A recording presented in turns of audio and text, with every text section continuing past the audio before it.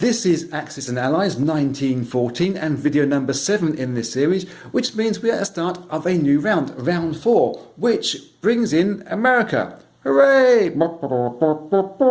They've been sitting back for a little while, accumulating some units and some transports. It's about time they did their bit for the cause. Austria-Hungary, on the other hand, well, they've got a dilemma. They're trying to get units as fast as they can, east and west. That isn't working out very well at this stage. They're going to go for some heavy hitters, tanks and planes, and some infantry artillery. But the problem that we have for the Central Powers, one moment, is this blooming big hole in Alsace. German forces did attack Lorraine, and Lorraine attacked back. We've got a problem here. It was going to be a mainly German attack into France, and Germany supporting Austria-Hungary into Russia. That still looks good, Russian side. A wee bit short of units in terms of the Austria-Hungarians. However, the Germans should actually go through on their turn and beat up Moscow. Provided Austria-Hungary stay alive in the Ukraine, it's going to take 6 IPCs away from Moscow's buy, which is already at this stage getting really shaky. They have to do this now, because if they don't move into Moscow from the Ukraine this turn and back up into the Ukraine, the units of Sevastopol, the Russians will come in and then lock these guys in combat here. So as they're going in slightly light, slightly weak, but it's a calculated risk, I should say. Other units from Galicia are moving into the Ukraine. The plane from Vienna is going to go this way, can get 2 movements into the Ukraine. In fact, it would be safer to put that in Belarus. Changed my mind there. 3 guys that are in Vienna from last turn's purchase are going to go into Tyrolia just to help bulk up that whole area. But we're not going to attack here. We don't want to lose infantry on both fronts at the same time, and we would be losing some infantry here, and we're not bringing the plane in to help support the artillery. So we're being a little bit careful close to home. The only battle that there is going to be is this one, Ukraine versus Moscow. It's on the board, it's ready to rock and roll. Let's see how scary the dice look. Oh my god, that's scary. I know we're going in light, but I think it's a justifiable risk. So the Austria-Hungarians have 4 artilleries promoting 4 infantry. That gives us 8 at 3s. We're hoping for a good roll. And it's not a good roll. It's just got 3 hits. It's just under half. Which leaves us with 7 at 2. And just the 1 hit. Ouch. That could compromise the whole of the operation. You never know. 3, 6, 9, 12, 15, 16, 17 at 3 in defence. Yeah. I said it was a bit marginal. We're about to see just how marginal it's going to be up there. 70, oh my giddy aunt. I see quite a few. Oh, it's not too bad actually. I'm seeing lots of 4s. That's what was confusing me. 1, 2, 3, 4, 5, just 6, 7. 7 hits. So that is bearable by the Ukraine units, and will give Germany a chance on their turn to finish the job in Moscow with a bit of luck. The Russian buy at the start of turn 4 is predictably 6 infantrymen. What else are we going to do with that? They decided that upon 1 battle, but also to keep their powder dry in the Moscow centre state. Let's have a look at that. That is the result after the Austrian-Hungarian incursion. There's a few more there than I did anticipate. I don't think Germany would be strong enough to take them out in 1 round. So if Moscow attacked back, as is their prerogative, they would possibly lose 4 guys. With only 6 to replace them, it's a marginal decision. I think, especially as they'll be attacking at 2s, where they can defend at 3, it's the correct choice for them. The battling that will occur is results of movements. The one guy from Tatarstan can come through into Moscow and just sit there and wait for anything to happen. The guys from Sevastopol are going to vacate the region and move in and attack the 3 Austria-Hungarian infantrymen that are left there. It's overwhelming odds. It should be a no-brainer, decisive victory, losing maybe 1, maybe 2 guys. It does leave Sevastopol on its own empty. The Ottomans from Mesopotamia could come in to Sevastopol, so the Russians are relying on the UK forces to jump in here and say, "Here, get off my land."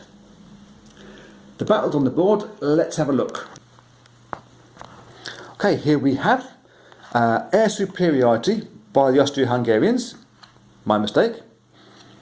Here we have air superiority by the Russians, who make their artillery up to 4s.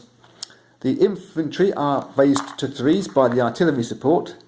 The one plane gets a shot at ground units at 2s and misses.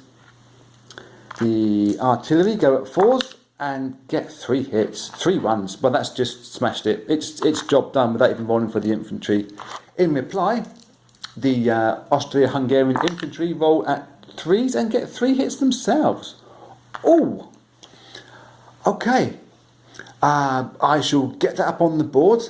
I shall mobilise these units into Moscow, and I think next up will be Germany with what could be a decisive battle in this campaign. The Imperial German factories are in full swing, partly because they have a very healthy economy and because they saved some on last turn's purchase, getting themselves 3 tanks, infantry, artillery. They're going to be trying to fill in this hole down here in the Alsace region. Now, the obvious thing would be to move guys from Belgium in and shuffle things around, but it's going to leave Holland quite weak, and the Brits could conceivably come across and steal that piece of land. So I think rather than that, we would temporarily give up on Alsace, just in case the French think they want to move in there. Well, we'll let them for one go. Instead, the guys in Kiel are going to move into Ruhr, and that will leave them just 1 region away from restoring Alsace to the Imperial German control. The guys from the Berlin region will come down into Hanover, and again they're getting close and closer towards filling in down this space. We are short. Yeah, we've had some bad luck there. A bit like the Brits' bad luck over in the East India area. You've got to accept that kind of thing. But with the big military build-up in Berlin, I do think that if France are going to be a bit cheeky and come into our sovereign land, we will kick their asses all the way back to Paris in no time at all. He says, hopefully. The piece that's left me in rather a quandary is here in Russia. Austria-Hungary's role on their attack into Moscow was weaker than it should have been. It did put me in not just 2 minds, but I would think about 7 minds, maybe even 8 minds.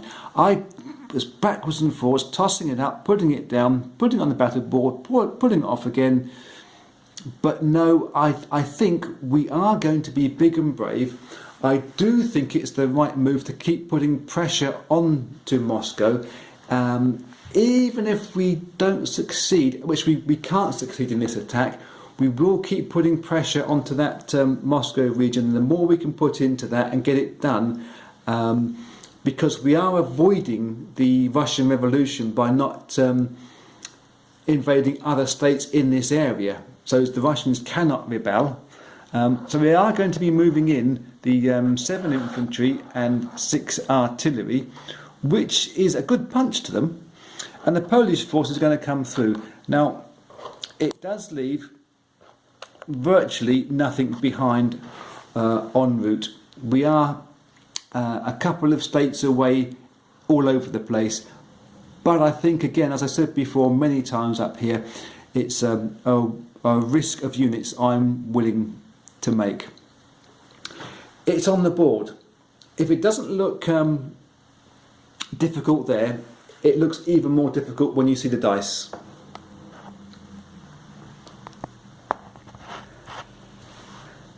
That's what we're attacking with as Germany.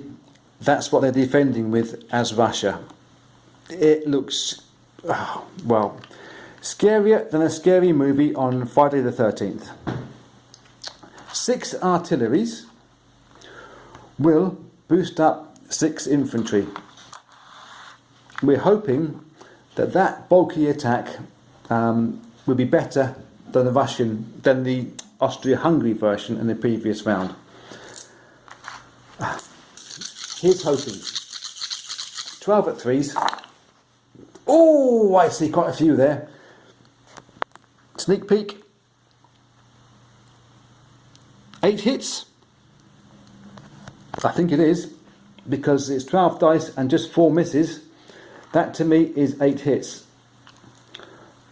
That's good. Did you hear the bark in the background? That's Poppet. She's agreeing it's a good hit. And the 1 infantry on its own going in naked, it gets a miss. So this is the big danger. It is possible that Germany could be wiped out here, and that we really don't want. All at 3s, and it's not too bad actually. 1, 2, 3, 4, 5, 6, 7, 8, 9. Okay, it's a bit heavier than I thought it was going to be, but it could have been a heck of a lot worse than that. I shall see what's left in tatters and show the result of that battle. That is the extent of the forces in Moscow. I'm starting to think that the Central Powers had more ambition than talent. However, I think the best thing that the Central Powers can do is press this attack. Keep moving forward. If we can get Moscow done within this campaign, it's going to be better than retreating, reinforcing and then coming forward again. We will see what happens. We are one production run short from both of the Germans and the Austro-Hungarian empires. We are one state short of getting stuff moved in. It's like a cricket captain always being one fielder short whenever they try to do. However, let's move on from there. Let's move back down to the French purchase. From the different angle, for rock and roll's sake, they're just buying infantry and artillery. They are making some attacks down here. The guy from Togoland can move into Nigeria, so we now have a battle with this one German here. The guys that moved into Angola on the transport can now split left and right into Southwest Africa and Belgian Congo and steal a couple of IPCs. We shall sort that out on the board in a second. Over in Southern Europe, the guys from Venice will be moving into the Tyrolia to help support the Italians, and not wanting to get ourselves into the same situation that those pesky Germans got themselves into, us French are not going to move in from Lorraine to Alsace this turn. It will give Germany a chance to reinforce themselves there slightly, but we will be units short on the move through if we tried to make that attack stick. I think better thing to do would be to start rolling our reinforcements through from Paris into Burgundy, if they don't fall apart en route, and we will make an attack into Belgium from Picardy. We can fly our plane over 2 spaces, 1, 2, to support that attack. And you sort of heard me umming and ahhing. I am wondering, do we go into Alsace at this stage? We steal 3 IPCs, that's 1 man more for us, 1 man less for Germany. You know, I think we're going to do that. I'm changed my mind. Pull our fingers out collectively and get ourselves into Alsace. That's going to annoy the hell out of the Germans. They won't be able to move from Belgium into Lorraine because they can't wipe us out there anyhow. Last but not least, we'll be repairing our fleet in the docks, which appear to be up in Norfolk. I didn't know we had docks in Norfolk, but that will do. These come off the board. And I think the fleet are going to stay there for this stage rather than moving into German-controlled waters and risking mines. So, yes, I shall adjust some of my PCs on the board, and I shall get the Picardy versus Belgium battle ready to rock and roll. In pursuit of the riches, that is Nigeria. That's sort of half on the board, should we say. We have 2 Frenchmen rolling in at 2s and getting 2 hits. Oh, that's okay. That's job done. The 1 German guy in defence rolls at 3s and he gets a miss. So that actually gets taken over by the French on behalf of the Brits. I'll adjust that on the board later on. The other major attack is the one that's in Belgium, just up there.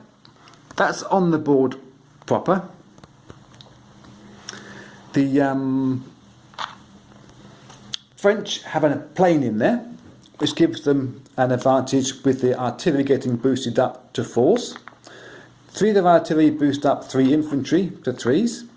We should roll the plane first, it gets 1 at 2 and misses. Artillery at 4s gets 2 hits. A good start. Infantry at 3s get 2 more hits.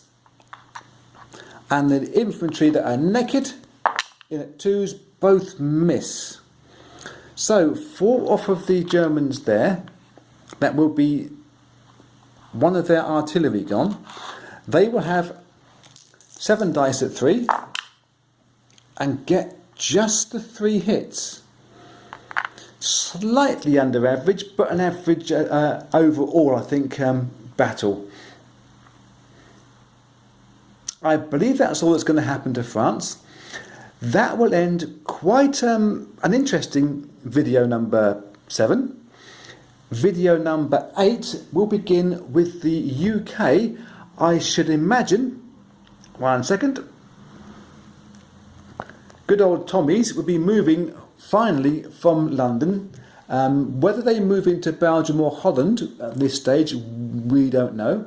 And they're obviously, we must remember that over in India, or the India area, possibly once again utilising their transport and amphibious assaults, they want to be hitting Mesopotamia as hard as they can to stop the Ottomans going back up into Russia via the back door. I will see you in video number 8 pretty soon.